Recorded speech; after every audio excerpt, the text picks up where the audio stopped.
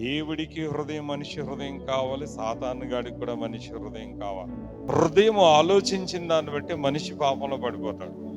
హృదయంలో కోపం ఉందని కోపం చూపిస్తాం, హృదయంలో గర్వం ఉందనుకో ఆ గర్వాన్ని చూపిస్తాం, హృదయంలో అసూయ ఉందనుకో అసూయనే చూపిస్తావు, హృదయంలో పాపం చేయాలని కోరుకుందనుకో అదే పాపాన్ని చేస్తావు, హృదయంలో సిగరెట్ తాగాలనుకో నీ సిగరెట్ కాల్చేస్తావు, మాగలేవు. నీ హృదయంలో మందు కొట్టాలనుకో మందు తాగుతావు. దేవునికి ఎందుకు మనిషి హృదయం కావాలంటే ఆ మనిషిని తన సాధనంగా చేసుకోవడానికి దేవుడు పైరూపం కాకుండా అతని హృదయాన్ని లక్ష్య పెట్టి అతని యొక్క హృదయ స్థితిని బట్టి వారి క్రియలు బట్టి జీతం ఇవ్వడానికి హృదయమును పరీక్షించేవాడును హృదయాంతరేంద్రియములను కూడా పరీక్షించేవాడని ఇర్మియా గ్రంథంలో వాక్యం ఉంటుంది.